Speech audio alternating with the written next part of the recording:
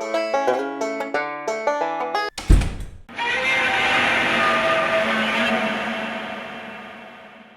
everybody, Yankee here. One thing I have mentioned many times in my videos over the years is that the gun community lives in a bubble. They think that most people think like we think, and that's just not the case. And often they're catered to. There's a lot of powerful interests in this country that want you to stay in that bubble because they want you to think that that's a possibility, that there's going to be a civil war, there's going to be an uprising, and that we're in the majority, or at least in high enough numbers that we're going to take this country back. That's just not a possibility. There's just not enough of us. And like I said, I know a lot of people are trying to fool you and say there are. Some people will say, oh, look, there's over 20 million people carrying guns in this country. They'd be on our side. Well, for one, there's not 20 million people carrying a gun in this country. There's been 20 million permits, 20-something million permits issued since states started issuing permits. That doesn't mean that's 20 million people. That means those permits have been issued. Some of those people have died. Some of them have gotten too old to carry. Some of them just didn't renew. In fact, if you look at the couple of states that actually offer the information on how many people renew their permits, it's only like 15 to 20%. So it's very low. And if someone lets their license expire and then goes back a few years later and gets it again, that counts as 2 permits because it's separate permits, not an extension of another one. So we're all constantly being fed these numbers to try to make us think like there's more of us than there are. That's why some people are like, we just need to leave YouTube, or we'll just stop watching YouTube. That'll show them. Yeah, that'll show them. That'll show them they got exactly what they wanted because they want the small pro-gun element on YouTube to go away. And yes, we are small. If you think they're big, you're big because, well, look, this one has 3 million or 10 million subs. Well, yeah, they're mostly aged 12 to 18 because they like to watch things blow up. And that has no bearing on how popular the channels themselves are with the general public or how big a part of YouTube's overall business they are. Because you think those 12 to 18-year-olds aren't watching all the other stuff too, the video game stuff, and you think they would leave YouTube if guns went away? No, they wouldn't. They'd be just fine. They'd stay. So us leaving, the actual true Second Amendment supporters, would just make YouTube happy. They would love that. They would love to have our presence off there. They would love to have our voices silent. So I've never understood these people like, we'll just leave, that'll show them. Or we'll just go to this other platform. Multiple people have tried to make conservative platforms that are gun-centric, and they just can't make money. There's just not enough audience. So those people saying, well, we'll just go to this, or we'll just stop watching, you're giving them exactly what they want. And you're doing it because, like I said, you live in a bubble. You think there's enough of us to make a difference. There really isn't. It's like the people who think there's going to be a civil war. There isn't. There's not enough of us that would actually fight in a civil war. Too small of a percentage. Believe me, I'm someone who's tried to get people organized in the gun community to do things as simple as show up for a march or a rally. Good luck getting someone off their couch on a Sunday if there's a ball game on. You think you're going to get them to go to war? No, you're not. It's just not realistic at all. But like I said, the gun community lives in this bubble, and certain powers work really hard. People that are in the industry and make money off this kind of stuff, of course, they want to make you feel empowered. They want you to buy their products, blah, blah, blah. Politicians. We've got politicians nowadays saying, we might have to go to civil war to get our rights back, take this country back. Well, they know there's not going to be a civil war. They're just catering to you so they can get your vote. You might only be a small percentage of the population, but you're that swing vote, that vote they need. And if you go into the other side, they'd lose. So they got to keep you happy. So they make up this stuff about civil war. And remember, all these guys are owned by billionaires. All these politicians. They should have to wear stickers on their jackets with the names of the people that own them. But they don't. So you are under the impression that they're actually talking for your benefit or serving you. They serve the billionaires. And you know who wants revolution less than anybody? Billionaires. Rich people. You know what happens to billionaires during revolutions? They get hung in the street while people loot their mansions. So they don't want that. They want the status quo, but they're willing to say whatever they have to say to you and keep you in your bubble so that you keep following them, thinking that eventually, well, if I keep following them long enough, we'll have revolution. And that's just not true. It's not going to happen. There's not enough of us, period. What is it? 1 or 2% of the country, maybe, when you look at actually the number of people who carry guns. In fact, most studies nowadays show that less than a third of adults have access to a firearm. That used to be much higher. And that number there, that third, that counts people who just like, yeah, grandpa's got a shotgun over the mantle. They're not really revolutionaries or anyone who's hardcore Second Amendment. They just have access to a firearm somewhere. That's not a good number. There's just not a lot of us that are uncompromising constitutionalists, especially when it comes to the Second Amendment. There's just too few of us. And I know some people love to point things out and say, oh, but look what's going on in Oregon. This is what someone used as an example to kind of counter me in one of my videos. Look what's going on in Oregon. Even in a state as liberal as Oregon, there's been a huge uprising and a bunch of people are trying to move, become part of Idaho. And to that person, I had to say, are you stupid? Because no, that's not happening. I know that's what you're being fed, because that's what'll keep you in that bubble and it'll keep you following those people that are promising you something that'll never come. But that ain't what's really happening. And today, to show as an example of how people are fed such false information and misleading information and how they live in a bubble, I'm going to look at that claim right there, that all these people in Oregon are rising up. And I'm going to do it as quickly as possible here. Well, in the state of Oregon, there's basically been 13 counties that have voted, okay, we're open to looking at a way to move the border of Idaho to where we're in Idaho. And if you look at those 13 counties, they are the least populous counties in the state. In fact, a lot of them have less than one person per square mile. And you might say, how's that possible? Well, it's a lot of big ranch land, a lot of huge swaths of land that are owned by wealthy people. And some of it's state land, which I don't know how they would do that. The state probably doesn't care about the land, but a lot of it is privately owned, wealthy people's land. And they have basically, once again, billionaires fooling poor people into giving them what's best for them, have convinced them that if we became part of Idaho, you all be all better off. You'd be more free. We'd be closer to the rebellion. And when in reality, since these counties actually take in more state and federal money than they generate, way more, they would actually be worse off as part of Idaho because they'd get less of that. They'd be poorer than they are now. But it'd be great for the rich people because not only would they have a lower tax base, or a tax rate, which is not something they're that worried about because most of them don't pay any taxes anyway. Most of them get paid by the federal government and the state government just to maintain the land. So that's not their biggest concern. Their biggest concern is when they're in Oregon, they're being told by Oregon what they can do with the land. They have to follow their environmental rules.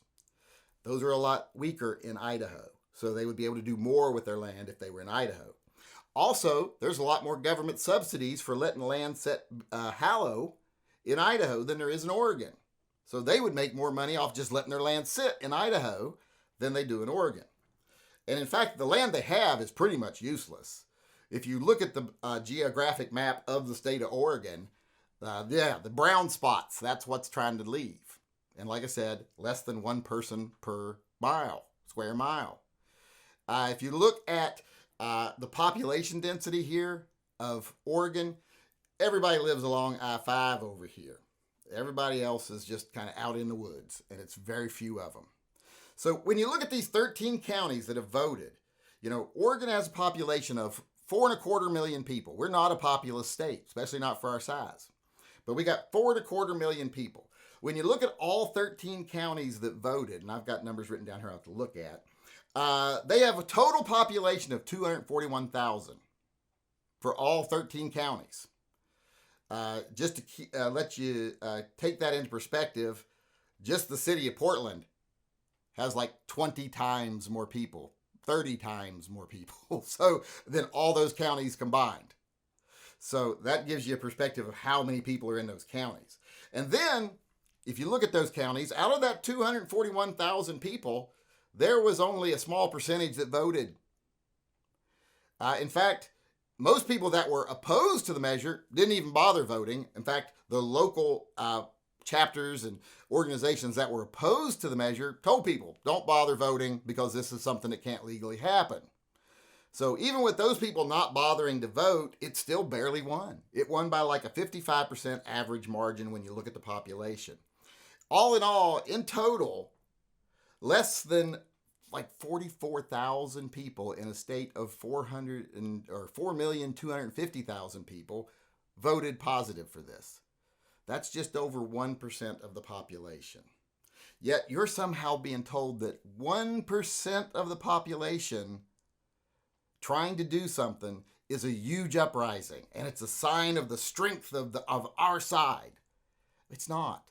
This is just another case of billionaires trying to convince people to do what's best for the billionaires and make them think it's what's best for them when it isn't.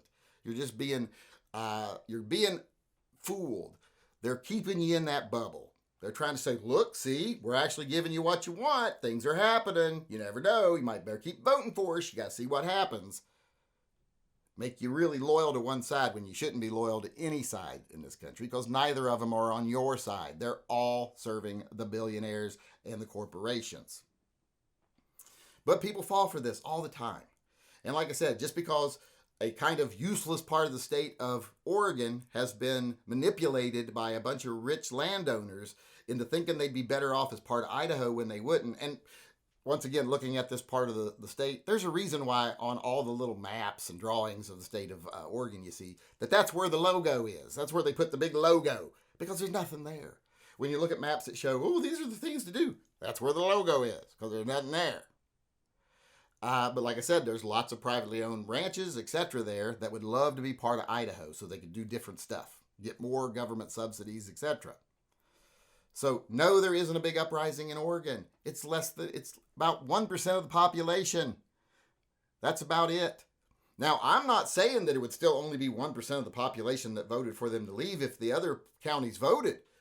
It would probably be an overwhelming number that say yes, but not because they're rebelling against Oregon. It's because they want those people to be part of Idaho. They want to get rid of them. They see that, our tax requirements would drop by like 15% if they weren't part of our state, because of all the money we're sending down there to cover the fact that they don't do nothing or make anything or have any tourism or anything else. So it would actually be better financially for Oregon. So yeah, if you let the people decide, they might be part of Idaho. But not for the reasons you think, or not for the reasons that make it look like we're winning something or we're some sort of powerful movement, because we're not. There's not enough of us to make any effect on YouTube's business. There's not enough of us to even run another smaller business. Other people have tried to have gun-centric YouTube challengers. Doesn't do well. Rumble doesn't do well and has no reach. When I did have a Bumble account before they closed it on me, or Rumble, not Bumble. Bumble's something else, I think. I don't have a Bumble account. I had a Rumble account, and before they deleted it, every video I would post on YouTube, if it got 20,000 views on YouTube, it'd get 12. 12, not 12,000, 12 on Rumble. So it doesn't have the reach, it doesn't have the power, it doesn't have the ability to spread our voice. So if we left YouTube, that would be giving them what they want, because there is no huge movement to fight back against this country right now. And I know a lot of people are like, but during the revolution, there was only a small percentage of the people that fought. Well, yeah. 2 or 3% fighting can make a difference. We wouldn't have 2 or 3% fighting. At most, we'd probably have like 0.5%. And the biggest difference would be that 2 to 3% that actually fought, they still had the will of the people behind them. They were being supported by the citizens. They were being supported. They had people lying for them, covering for them, harboring them. We wouldn't have that. Our 0.5% of people that might actually show up if there's not a game on, everybody be like, yeah, those are the crazy people over there, officer. Those are the ones causing the trouble. So this whole boogaloo or Civil War thing is a pipe dream. The gun community lives in a bubble. They need to come out of that fucking bubble, because until they come out of that bubble, they're going to think, well, we're good enough. We'll just keep doing what we're doing. When what we're doing is killing the Second Amendment, because we become so exclusionary, such a closed tent, so closed-minded. Every time there is a right versus left or liberal versus conservative argument where you have to hate somebody or demonize somebody, it seems like the gun community jumps right on it. That they're more than willing to be nasty when they think that it's justified or when they think they're in the majority. We need to quit that. We need to start being more inclusive. Worry just about the Constitution and stop worrying about all these other things. Stop muddying the waters with, who should be in what bathroom or what pronouns should people be allowed to be called. I don't give a fuck about most of that. Unless someone is raping someone in bathrooms or doing something untoward in women's bathrooms, I don't give a fuck who's in there. And here's another thing for you. Most women don't either. So let's stop muddying the waters with this stuff. Because like I said, we are just more and more alienating ourselves, making our tent smaller and smaller, all the while being force-fed the idea that you're the majority, you're the right, you're the silent majority, when we're not. You're living in a bubble. Get out of that bubble, because we need to make changes and we need to do better. And until people recognize the truth and stop waiting for that civil war, we're never going to do what we need to do to actually take back this country.